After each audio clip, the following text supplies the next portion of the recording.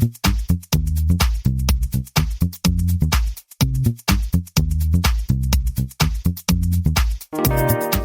everyone, welcome to the 252nd episode of the Internet of Things podcast. This is your host, Stacey Higginbotham, and your co-host, Kevin Toffel.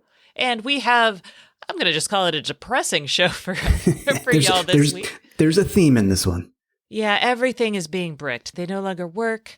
We're going to be talking about asset ownership in a subscription world. We're going to be talking about some fun acquisitions, things that aren't going to stop working for a while.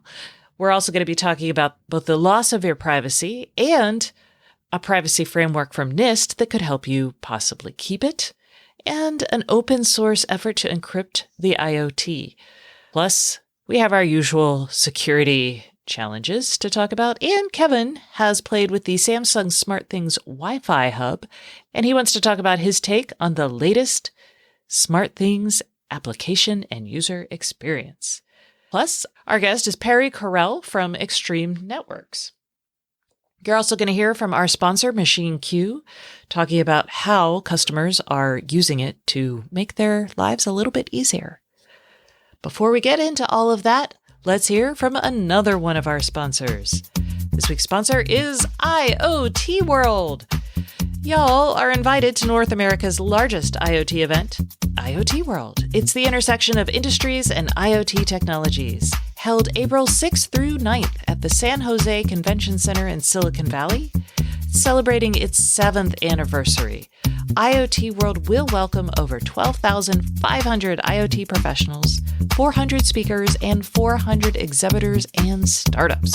You can connect with strategists, technologists, and implementers to put IoT, 5G, and Edge into action across key industry verticals. Conference prices are going up on Friday, but you can save an additional 25% with the code STACEY25. That's STACEY 25. To learn more and to register, visit iotworldevent.com. Okay, Kevin. Big news so far this week is an email from Sonos. Did you get it? I did not get it. I did. It seems that Sonos has... My Sonos gear that I purchased respectively in 2009 and in 2012, it has hit the end of its life. Sonos is telling people that if you purchased what it is calling its legacy products, its original Zone players, Connect and Connect amps, plus its first generation Play 5 speaker that was launched in 2009, and its bridges, you will no longer receive software updates or new features. What that means is those devices will continue to work, but they may at any point in time after stopping the updates stop working, or certain features will stop working if, like, Spotify changes an API call. You're also not going to get any new features for these devices. Sonos has tried to make this less of a blow by letting people have 30% off new products. So when you bought those products, couple things, you spent a lot of money because they're far more expensive than they are today. Yes, so basically all of my Sonos gear is now not going to be updated further. It is now a legacy product and it will not get updates. I spent about $2,000 on that. And I have a lot of feelings about that. Mm-hmm. But I will say most of that stuff I sold. So when I moved, I sold like $1,200 worth of it. Mm-hmm. And then just last month, like when I was at CES, my husband sold the Play 5 speaker.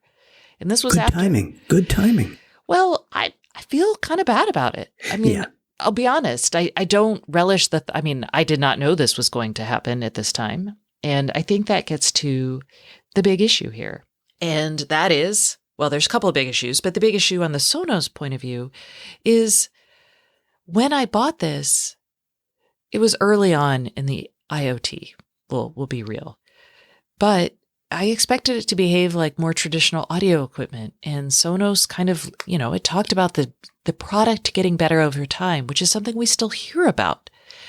But if you're going to market a connected product as getting better over time, I think you need to do it both ways. And you need to say until a certain point in time. And I think you need to do it big. Like Philips, for example, just late last year or middle of last year, they said that they were only going to support their connected hubs for a certain set of time. I believe it was 3 years after purchase. They guaranteed software updates. And that's because they're transitioning away over to Bluetooth. Well, some of their stuff will still be Zigbee and some of it will be Bluetooth. It's not like a dedicated transition to that. But it's a functionality of not wanting to support generations of legacy gear. And I get that. But when Philips did it, they did not shout it from the rooftops. They did not put an expiration date on the box. They sent out an email and stuck it in the terms and conditions, which is not like shouting it from the rooftops at all. It is the opposite of that. It is burying it. Right. And that's probably becoming more common, I would say, because as software pervades into these hardware devices and there are services involved and servers and so on, all these tech companies want an out, basically, because technology changes so fast. And I get that. I really do. I'm not somebody who's like irrationally wanting one side, the updatability of a software-based product, right? And not acknowledging that there's a downside to that, which is eventually you're going to run into processing barriers, memory barriers, or just cost barriers associated with having a developer continuously update something that has not been sold for 10 to 15 years. Right. It takes resources away from the new products and the future timeline of the company. But we know that now, and we should be adapting to that. Again, when you market, you have to say, it's going to get better up until this date, and then we're going to stop supporting it. Microsoft does that with Windows. Companies do that with their operating systems, Apple, Android. We have to start doing that with these devices. So that's one. Or we don't buy them at all. We end up leasing them. Right. Well, that's a little weird. And we'll talk about the leasing in a second, because actually, Sonos is not the only thing that has been bricked. UA, Under Armour. Kevin, you used to have these, the UA Gearbox. Yes. I know I had one. You had one. It was shoes, a scale, a tracker. Yeah, so tracker, all connected products. Yep. Do you still have that? I do not. I bounce around from fitness thing to fitness thing.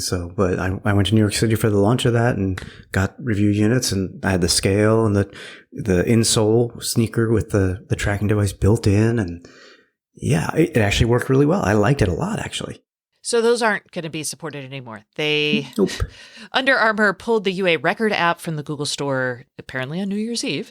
And then they just said that in March, they're just going to stop. None of this is going to work. And in fact, related, but still working, a very popular app called MyFitnessPal. I believe UA bought them either just before or just after the UA Gear. That's still around, and I use that actually to track calories and whatnot. But that whole acquisition was to fuel these connected products that will no longer work nor be sold. Right. And frustratingly for lots of people, you can't export your weight data. Mm-hmm. So, and we're looking at things of course we need not. to From do. a scale, from one scale to the next, why would you want to? Really? No, I'm kidding. Oh, I was like, really, Kevin? I mean, it should be a standard. So that's feed. The thing, right? So if you're going to close your stuff down, God, make it easy for people to get it, like get their data out, especially for something like that. Sonos, it's a little different. I don't need the data out, but for something like that, it seems like a no-brainer. The other news is Charter/Spectrum is killing their security systems. Bricked. And this also has people up in arms because they spent sometimes more than $1,000 buying these sensors for motion sensors, door, window, open, close sensors, cameras, doorbells, thermostats, all of that. Done. Some of that will be recoverable because they use open standards like Zigbee, Z-Wave, etc. And you'll be able to like recover your thermostat. So that will be nice. If you have a Zigbee Z-Wave compatible hub like SmartThings, or you're running a Raspberry Pi with a dongle on it with something like Home Assistant. Habitat Hub? They have a dongle, yes. Mm-hmm.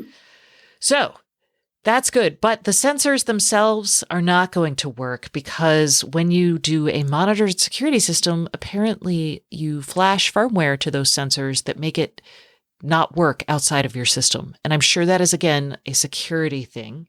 Or is it? I'm starting to get very skeptical here. Well, all of these radio protocols, like the Bluetooth SIG, for example, you can go look and see a vendor ID that's specifically for a certain company to use Bluetooth radios. It's the same, I believe, with the Zigbee stuff. Yes. And honestly, Kevin, it's getting worse. It's getting worse. And last month we had, Ring hacked, blah, blah, blah. So many hacks, all this stuff, never safe, blah, blah, blah. And now we're like, everything's shutting down. And we go through this. This happens a lot. Like, I remember the outrage over Revolve. It was smaller because, Sonos is a pretty mainstream company. But there's been outrage over devices shutting down. We have Anki. And the question really becomes, what do we do with it? I do think the chip standard will help. I'm going to write a lovely article in the newsletter. So if you really want to talk about solutions, you'll see more about that coming out Friday. And CHIP is not a chip. It's the Connected Home over IP initiative that we mentioned a couple weeks ago. It's a proposed standard by Apple, Google, and Amazon to have basically the smart home be actually interoperable. In that case, if you have a standard, what happens, kind of like with the Charter Spectrum stuff, is you could turn to a different hub or a different orchestration, basically, to operate the things that are now no longer operable. It's not going to work in every situation, but it will help in some situations. Yep. So that is, I guess. That's our brick section. Yeah, that's the section on bricks. Let's go to this idea of asset ownership, just because it's super. Yes, let's, because we have a little bit of different opinion on this. Yes, and this came up because of why? Because General Motors has debuted the Cruise Origin. This is a modular, self-driving, call it a people mover, essentially, because it's a shareable car or vehicle. It's not even a car. It looks like a small bus. But basically, it's self-driving, autonomous. And they debuted this. What I liked about it was the modular part, so they could replace sensors and things or new technologies or older technology with new technologies, etc. But the other interesting aspect, and the one that you were alluding to, Stacey, is that they're not going to sell you this vehicle. It is meant to take the place of you owning a vehicle or supplementing, I suppose. And it's basically an autonomous transit device vehicle. So you would share your rides with other people. And GM says, it's going to save the average person $5,000 a year and yada, yada, yada. And I like the idea of it. I thought it was very interesting. And it's a massive, massive business strategy change for GM, who makes their money selling vehicles. They'll still sell these, but my guess is they will also get a take of the tolls or whatever it is, fees that you pay. So it's essentially person delivery as a service. So no ownership. So what's interesting here is that actually solves one of the problems I have, like reselling my Sonos gear to only find out that it's defunct, right? If the company providing the product as a service controls the physical device, they can pull it as needed, right? So they can handle it like a fleet. So that's in some ways really good for the consumer. My big concern though is how then in a subscription-based world, how do you buy assets that you can monetize? For example, owning a car is sometimes a path to wealth for people, especially in areas where car ownership isn't as high. You can own a car, you can charge people for rides like Uber and Lyft, right? Or you could just do a under the table black market kind of charging people for rides. And that goes away. And so in a car it's expensive, but it is a relatively cheap asset. That's how people build wealth. It's accessible to people in a way like a home might not be. And it feels like as more of our world goes to these subscription businesses, it's going to become harder and harder for people who don't have wealth to access ownership of things in order to generate wealth. And that scares me.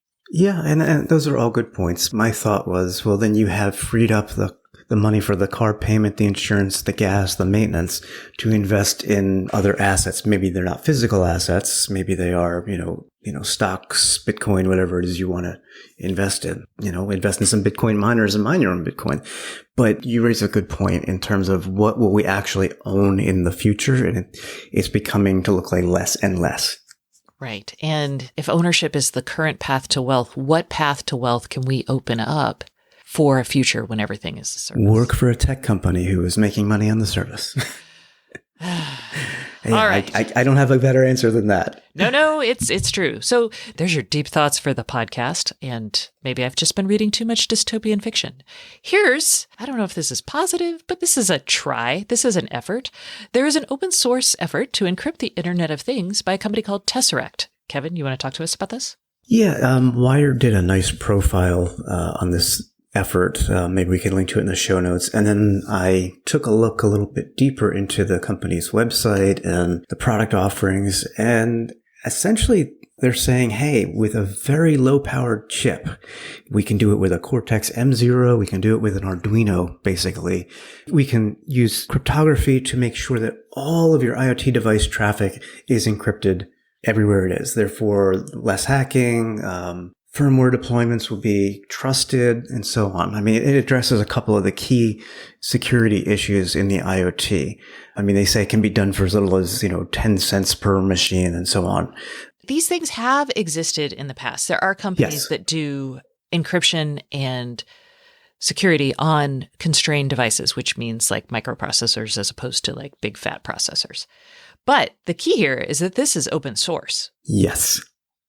And that's important because instead of some closed source, or I'll call it a proprietary method that you can't see, this is open for everybody to review. You can go on GitHub and view all the source code. And while you and I might not find issues, security experts could, and that makes the platform better for everybody.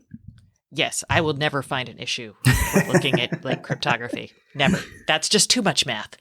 Okay. And then also in somewhat positive news, NIST has a new privacy standard. I put it in last week's newsletter, just the link to the base privacy standard because it had come out on Thursday. But having read through most of it, I'm going to be honest, it looks good. Basically, NIST's idea, this ties and is following the same sort of framework that their cybersecurity framework does. And I think that came out in 2018. And it was pretty good.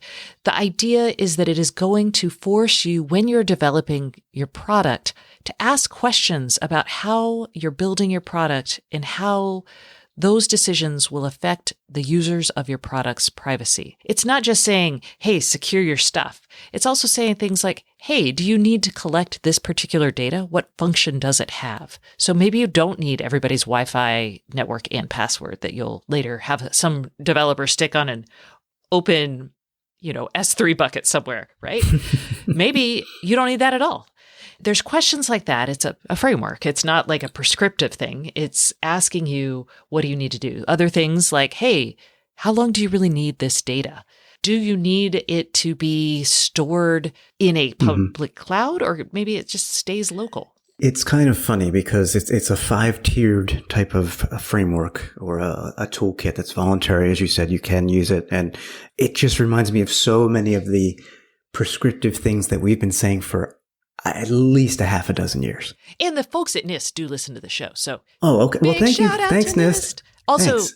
They're talking to the same people we talk to come up with some of these. I mean, that's true. Yeah. Kevin and I do actually reach out to experts to figure some of this stuff out because, security it's not our expertise at all. But some of this feels very commonsensical. And for people who are interested, we're going to link to this in the show notes. And actually, I'm hoping to get someone from NIST on the podcast next week or the week after to talk to us.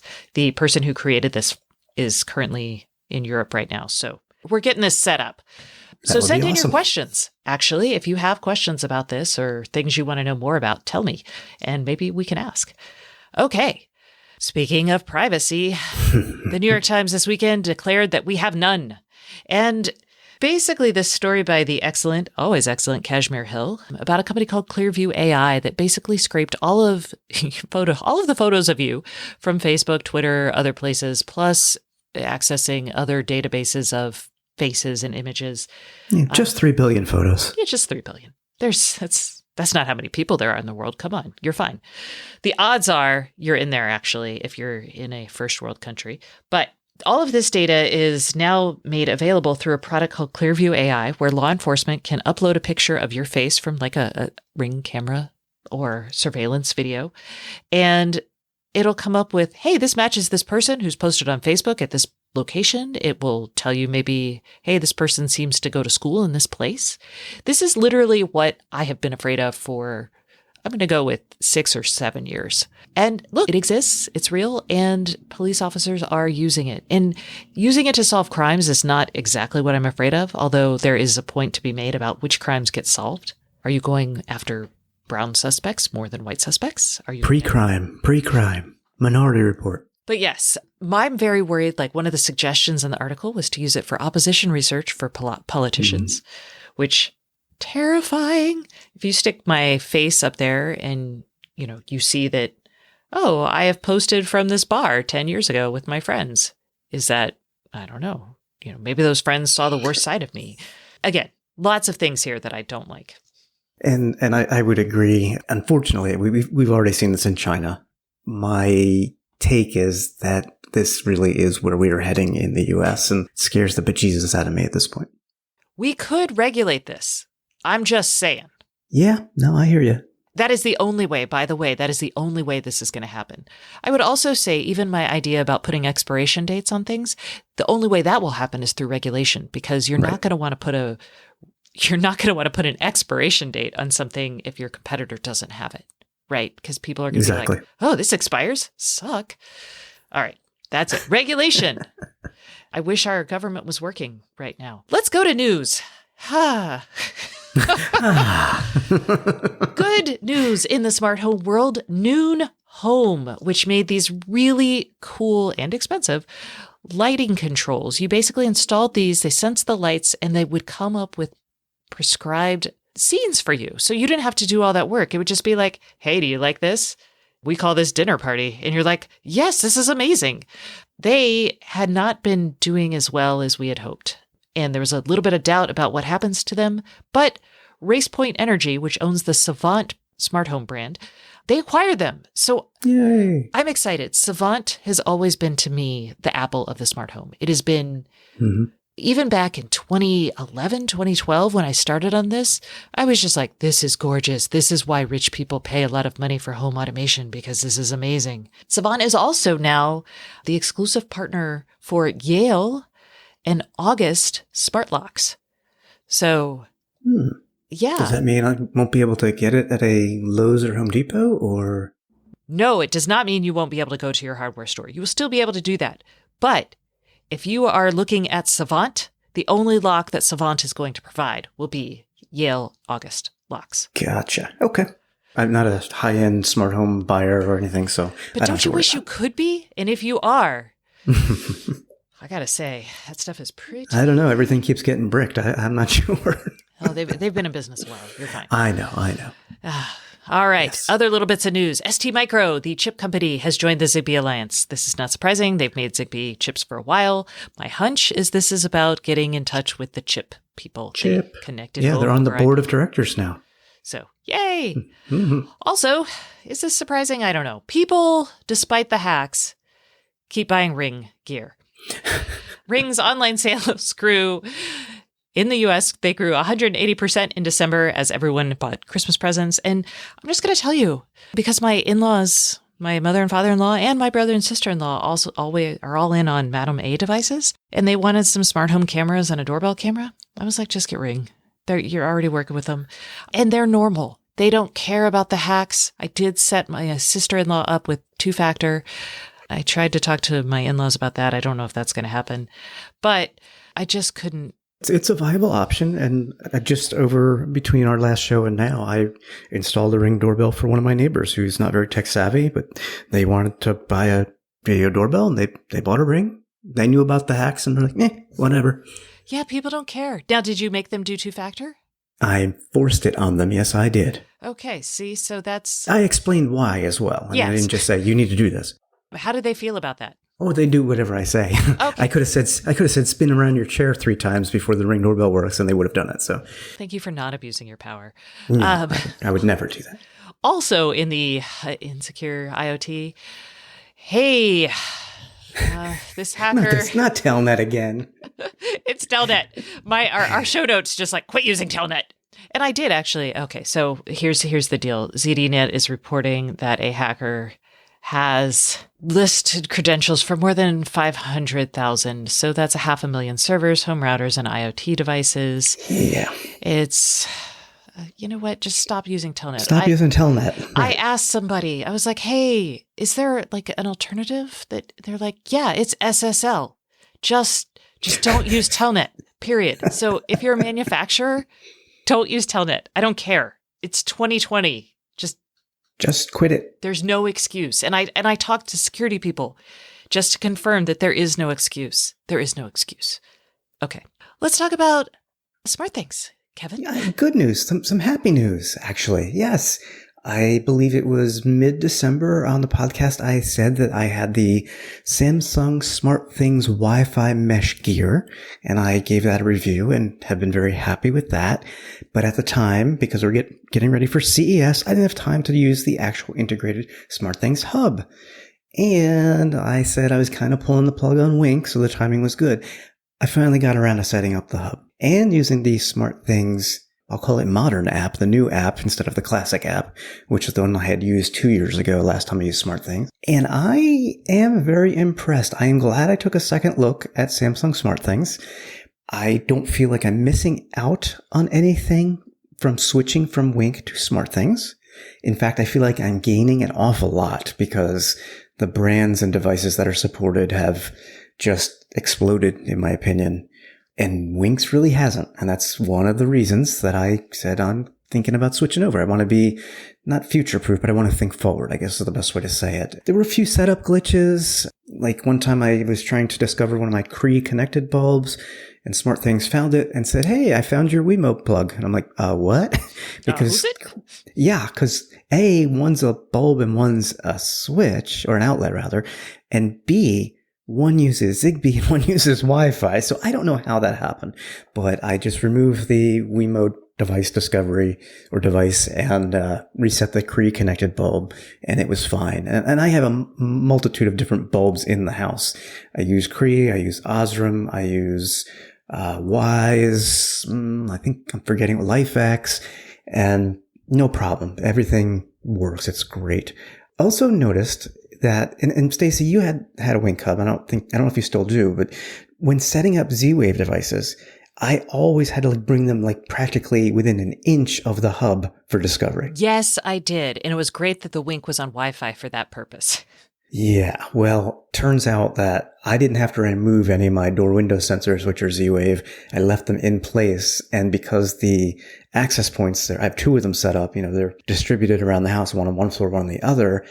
For some reason, I didn't have to do that with SmartThings. It found the Z-Wave devices without having to bring them close to the hub.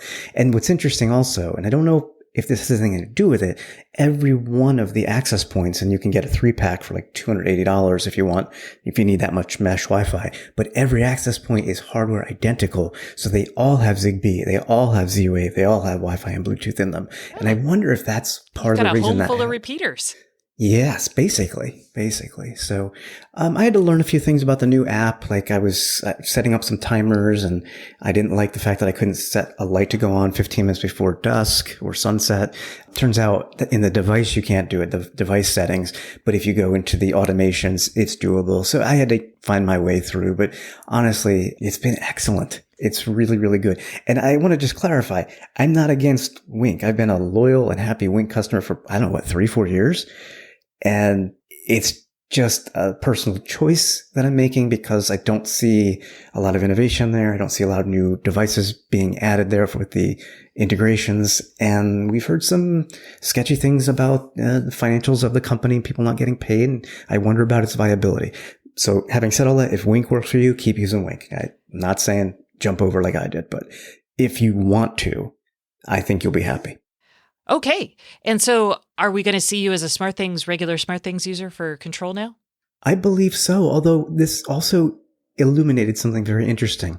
Most of my devices now really are Wi-Fi or Bluetooth based, and I don't need a hub because the industry has changed a bit. So if you don't need Z-Wave or Zigbee, you could really just get away by using Google Home or Amazon Echoes, to be honest. Oh, yeah. That was a common thread at CES, all the Wi-Fi. Yes. Okay.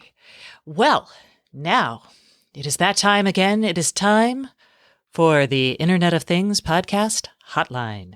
And we are doing a giveaway this month, which is, holy cow, a smart dry sensor. You pop this thing into your dryer and it will tell you when your clothes are dry. This is a common thing that people want. So if you would like to be entered to win that device, give us a call at 512-623-7424.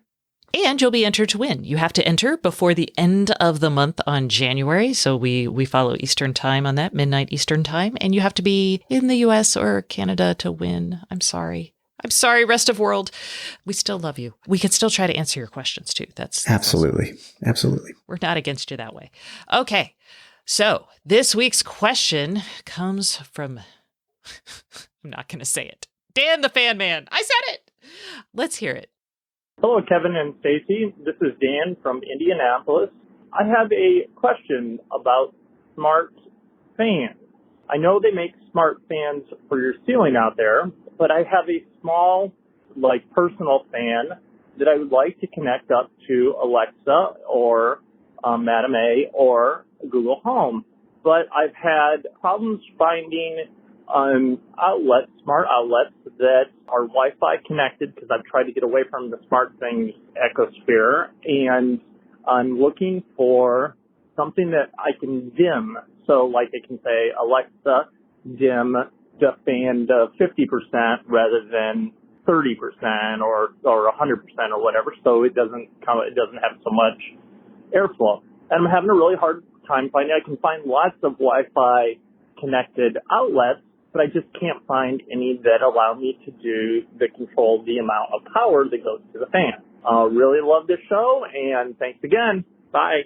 Oh, Dan. Okay, we have found some options, but what you're trying to do is a very bad, no good thing. I just have to tell you. Logically, what he's trying to do makes sense, but fans are not the same as dimming lights. Yes. So that's the first thing you need to know. And we had to go learn a little bit about how motors work, how electricity works to be able to figure out why this doesn't happen.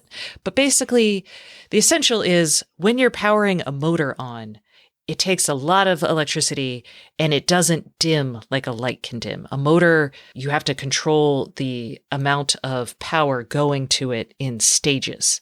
And that is why fans don't dim on and off, really. It takes a lot of juice up front to get the fan started, for example.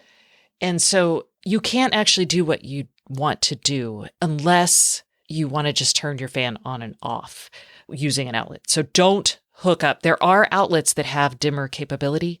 Don't do that. It's a fire risk. Worst case, it's a fire risk. Best case, what you'll have is a really loud hum as the dimmer tries to handle that, and you'll likely end up burning out your motor. So that is why you should not put a lighting dimmer on a motor. They do make controls for that. Those controls are not Wi-Fi based that we can find. Those things are called variable frequency drives, VFDs. So you can look for that, but we didn't find any that were really Wi-Fi enabled. But Kevin did look and found something that might help you out. Right. And we don't know the size of the fan that you're talking about. You said personal fan, so we're assuming it's not a ceiling fan. If you want to replace the fan, and I know that's not a great option, you can do what you want to do because we found two different oscillating fans, like 16-inch fans that can be extended up to 4.5 feet or so on a stand with Wi-Fi built in. So, one was the fan from Nash, and we found this on Amazon, the Nash Smart Wi-Fi Oscillating Pedestal Stand Fan. Works with Madam A, works with Google, has an app. You can control it through the app or by voice then. That's $99.95. We also found a similar product from Wasserstein. It's a 16-inch Smart Oscillating Pedestal Fan. Works with Madam A, works with Google. It's only $59.99. Apparently that is Wi-Fi as well. So there's a couple choices out there if you want to replace your fan. And I know that's not necessarily what you want to do, but that's the best we could find for safety reasons. We don't want you, blowing up your house with a dimmer switch. Yeah, don't burn down your house. We advocate against that. That's worse than bricked. Yes. All right. Well, that concludes this portion of the Internet of Things podcast. Please stay tuned for our guest, Perry Carrell, who is going to talk to us about Wi-Fi 6 and Wi-Fi 6E.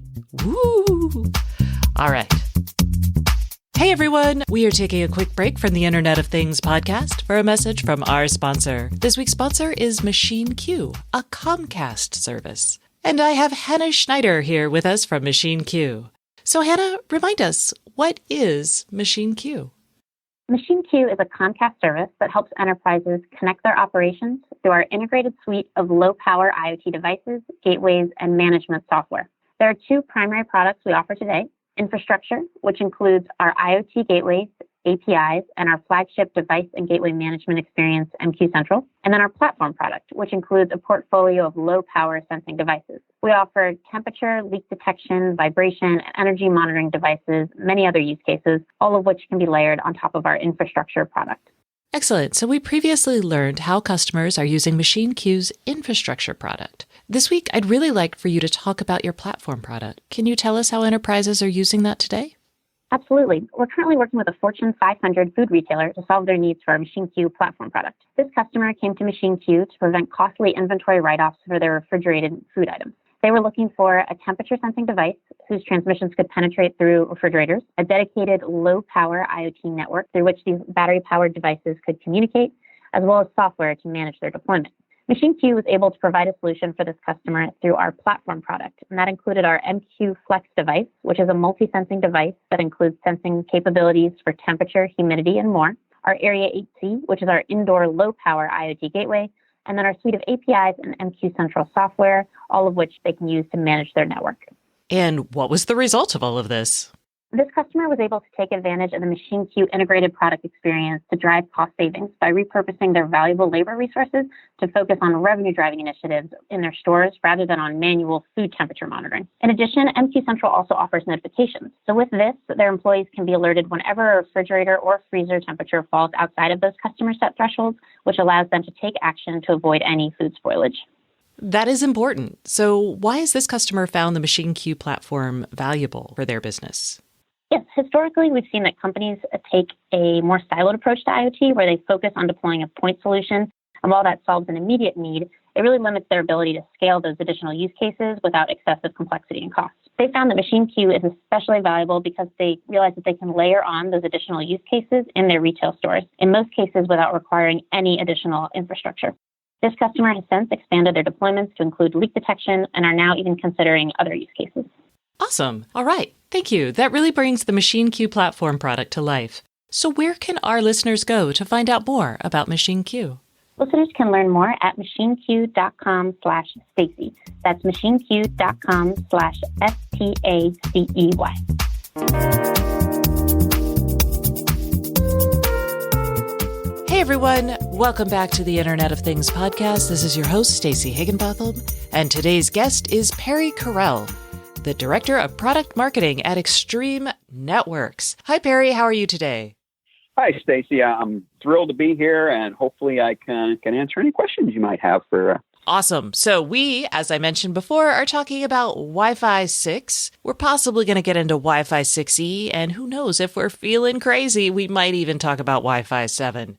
Let's get ready to talk about networking. Perry, let us talk about our favorite topic, Wi-Fi 6. This is traditionally known as 802.11ax, and we're all abuzz over it in the tech press because we're like, hey, it's going to be super fast. It's going to have this amazing ability to handle lots and lots and lots and lots of devices. But for the most part, Kevin and I, after looking into it, have been telling people that they don't actually need to rush out and replace their routers for a Wi-Fi 6 router because in the home, you're not going to be dealing with quite that level of density. And then the other devices you're connecting to need to also have Wi-Fi 6 for it all to work. So talk to me about what you're advising consumers in the home around Wi-Fi 6. And I know that's not your day-to-day business, but I'm sure you have thoughts. No, absolutely. And just to kind of let you know, one of my other hats that I wear at Extreme Networks is I'm actually the interface to both the IEEE and the Wi-Fi Alliance. So I'm actually involved with some of that stuff at the get-go and do that. But the biggest thing to understand about Wi-Fi 6 is that we, and by we, I mean the networking vendors, the Wi-Fi vendors, over the last 20 years, we've created a problem for ourselves. Because every 3 or 4 years, we would come out and say, hey, we got this brand new technology. It went from a 802.11a to B to G to N to AC Wave 1 to AC Wave 2 and finally AX rather. And, every 3 years we'd come up to the customer and we'd say, hey, you need to buy this new stuff. It's great. It's going to change your life. It's going to make everything easy. And at some point the end users got to the point that this doesn't make any difference anymore. Why should I jump to Wi-Fi 6? You promised me that the last 4 technologies were going to solve all my problems. What's important to understand and appreciate about Wi-Fi 6 is it totally changes the way Wi-Fi works. And it's actually as big a change. My networking experience goes back to the early Ethernet, ThickNet, Cabletron days and all that stuff. So that's kind of where I've evolved from. But up until this point, the way Wi-Fi has always worked is on an access point. Even though I could have 10, 20, 30, 100 devices connected at one time, only one device can talk at a time on a radio. So everybody else has to wait. And that device talks, and then somebody else talks, and then somebody else talks. Now, over the last 20 years or so with the different technologies, we'd allowed these devices to talk faster and faster and faster, but they still only talk one at a time. What happened with Wi-Fi 6 and why it is a huge change, it allows actually multiple devices to talk at one time. So now instead of one client, one phone, one nurse call system, one device having access to the air, I can actually support dozens of devices talking simultaneously and give them different priorities. And this is upstream and downstream. So that gives me a huge advantage, or that gives Wi-Fi 6 a huge advantage over the other technologies. And part of that was that even though Wi-Fi technology got faster and faster, existing technology, I could still have an older device on the network, like a G device or even an early N device. And when that device is talking, it talks really, really slow, and everybody else has to wait. Once all the other client gets their chance, they can talk at whatever speed they can support. But with the mix of high-speed and low-speed devices on one network, that slows the aggregate performance way down. The best analogy I use for this is anybody who lives near a big city. You know that whether it's the 405 in California or the 475 going around Atlanta, 7 o'clock in the morning, you're on that highway, and the highway might say 60 miles an hour, and we're all doing 12 just because of contention and density and slower devices. And Wi-Fi worked the same way. Now with Wi-Fi 6, it is a little bit faster. It does offer them capabilities there, and it does some other stuff as far as power saving. But the biggest thing is something called OFDMA, orthogonal frequency division multiple access. Big word, sounds like you know what you're talking about. But what it does is it allows me, I don't want to call it actually like switching, even though it does that in a way that I can actually talk upstream and downstream to multiple clients at one time. In theory, we could talk to up to 70 plus clients at one time. In reality, you're never going to see numbers like that. You're going to see a dozen or 2 dozen be able to talk at one time. But to your point, which is very, very important, that in order to get to realize the true advantages or the true value of Wi-Fi 6, you really have to have a majority of Wi-Fi 6 clients connected to that radio. Because if you've got 10% Wi-Fi 6 clients and 90% non-Wi-Fi 6, which is probably close to what we have today, you're really not going to see that. I mean, you could put a test bed on it and maybe see some improvement, but the actual user experience isn't going to change until we start getting a lot more Wi-Fi 6 on that radio. That was a lot of knowledge packed in a pretty dense package. Then it sounds like you agree that no consumer needs to rush out and do this yet. And I'm like, if you're going to buy a router, sure, pick a Wi-Fi 6 capable one if it's your time to do this. But otherwise, you can pause. So far at CES, we saw a bunch of new Wi-Fi 6 capable routers. What are the end devices that we're going to see first? Okay, the first thing is obviously the iPhone 11 came out, and well, actually before that, Samsung came out and announced that their new phones will support Wi-Fi 6, 11AX type technology, and the iPhone 11 came out and said the same thing. And also on the laptop side, there actually are some out there, but most of the laptops right now are really gaming laptops, not your traditional ones that businesses buy. It's the ones with very, very high performance. And obviously, if you're gaming, you really need whatever extra benefit you can get. Microseconds will give you an advantage. So obviously they're very, very interested in the 11AX technology. So that's what we're seeing first. When it's a router or when it's an access point, we're just waiting for that latest technology. We're waiting for the IEEE. We're waiting for the Wi-Fi Alliance to get further enough along that we can get that out and start selling it, because that's the impetus to sell a new generation of product. And what a lot of times people don't realize, and they say, well, where are the clients? Wi-Fi 6, 11AX, I don't want to say it's not important to the phones, but it just kind of, what's more important, when the iPhone came out, the Samsung came out, they weren't front page news saying Wi-Fi 6. That was buried down in the numbers. They're talking about foldable screens and pixels and all this other stuff. So on the client side, the Wi-Fi 6 technology isn't really a pusher, isn't a main impetus to actually launch that next generation of product. It's really, how good's the camera, how good's the screen and all that. So you will always see a lag in that type of environment. Once again, the reason you saw laptops early on is because they were trying to get into the gaming market, where obviously speed was a major driver there. And I also agree with you very, very much so, and not just on the consumer side, but on the enterprise side, you don't go out and rip out a working infrastructure just to go to Wi-Fi 6. And as you said, if my network's slow, if it's time to fix it and I'm going to upgrade, you have to go to Wi-Fi 6 because that's going to give you 5, 6, 7 years of future-proof technology. You don't want to go back and buy 11AC 1 or 2. Okay, well, then that gets into the idea of corporate networks. Those networks, I feel like they could take advantage a little bit earlier. And then we also talked about things like stadiums or shopping malls. So what about those folks? Should they rip and replace? Once again, not unless it's ready to make a change. Once again, my sales guys will hate me for saying that, but it is what it is. Actually, where you're going to see probably the biggest growth or the biggest need for Wi-Fi 6 is actually going to be in what we refer to as the large public venues, whether it's a stadium, whether it's a shopping mall, whether it's a place like that, because what you're going to see, and it's based on turnover, you're going to see people turn over their phones much more often than you see tablets or laptops being turned over. So once again, let's give credit to the younger generation. They want a brand new phone every 12 months. So when that brand new phone time comes along, that's going to be 11AX, a Wi-Fi 6 type device. And so you're going to see in the shopping malls, you're going to see in the public spaces, a bigger demand to take advantage of the Wi-Fi 6 capabilities versus in the enterprise. I mean, if you're in an enterprise and you provide the laptop for your employees, then obviously you probably want to give everybody Wi-Fi 6 as they turn over their laptops. But that's probably going to be a 2 or 3 or even 4-year process, depending on your corporate direction.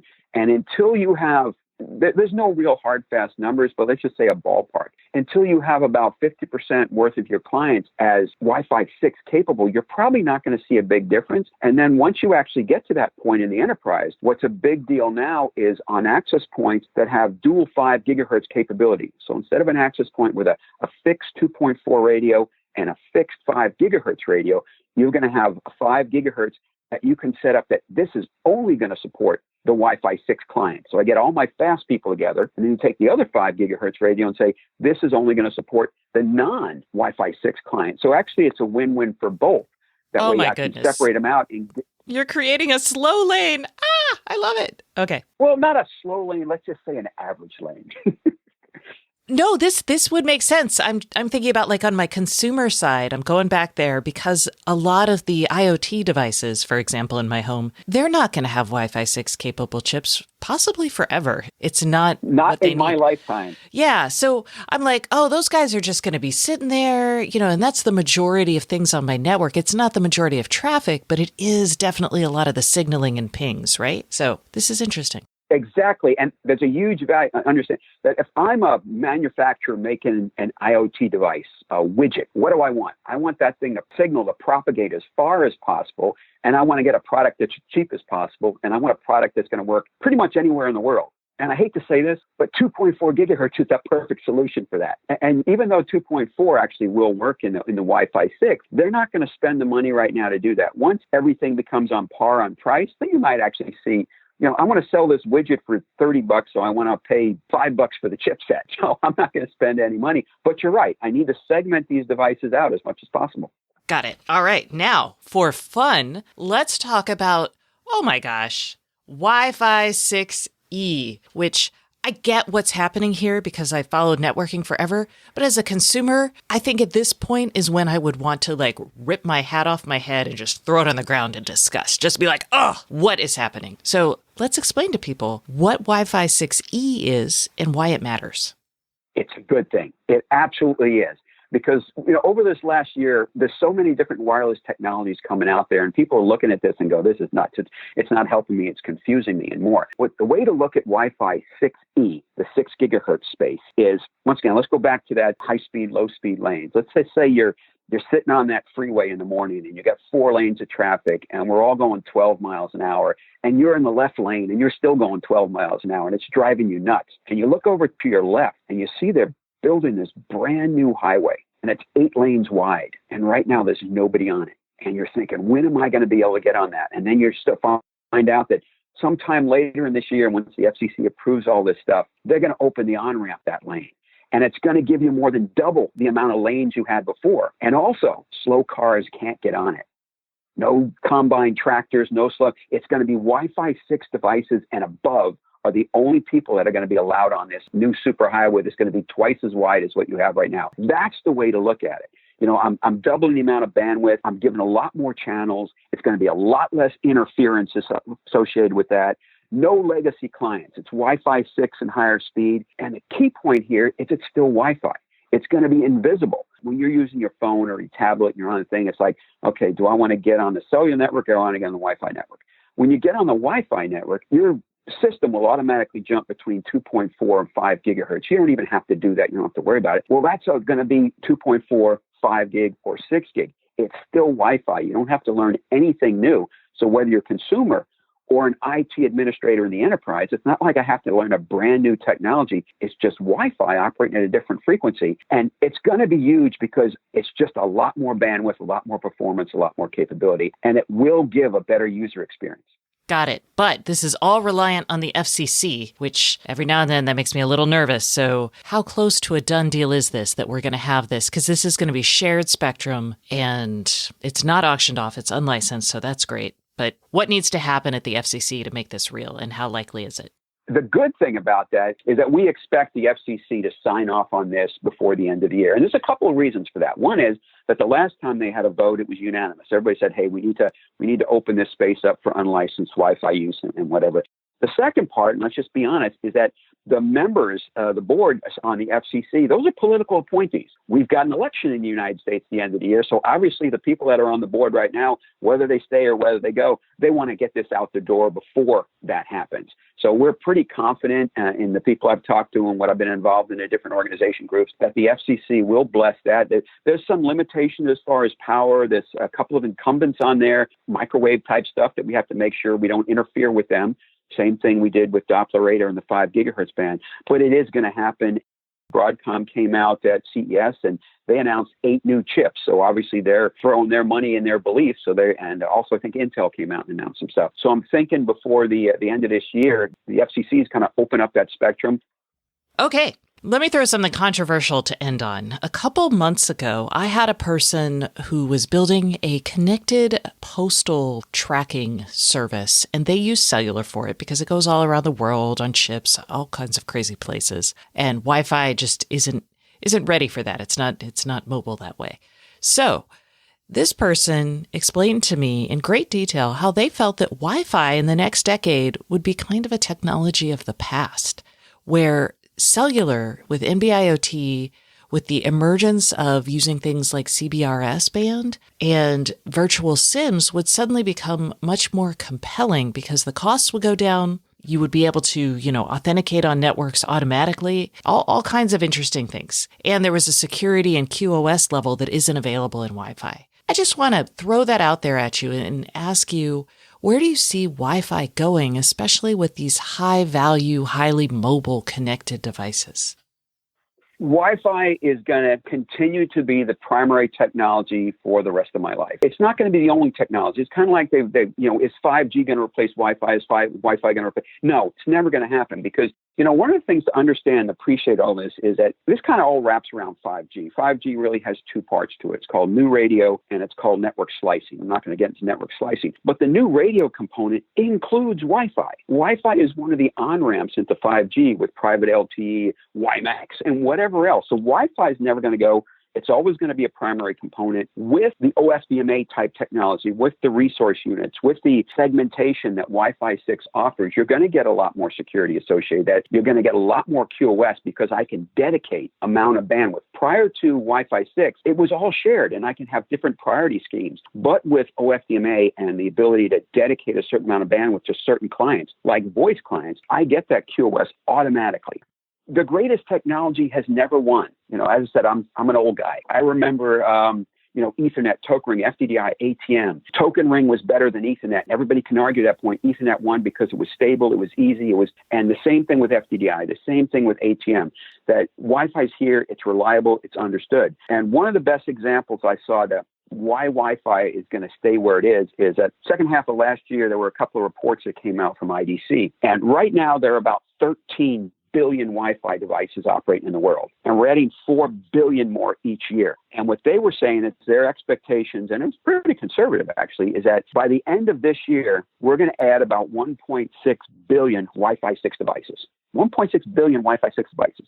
At the same time, they're saying by the end of 2025, we'll have 1.5 billion 5G devices. So you're never going to replace these devices, the phones, the tablets, the laptops. Yeah, your phones are going to have a multi-SIM. That's a great idea. It's going to give you some different capabilities. But how many tablets have a cellular enabled right now? How many laptops have? How many of those IoT devices we were just talking about, they don't want to spend the money on, Wi-Fi 6. They're not going to add, if I have a choice, do I go 5G, do I go cellular, or do I go Wi-Fi? It's going to be a Wi-Fi interface. So forget the technology discussion. You almost need to take it down to a common sense type stuff, that it's not a competition. Wi-Fi, private CBRS, 5G, all these technologies are going to coexist and actually collaborate to assist each other depending on your use cases, because there's definitely advantages one has over the other.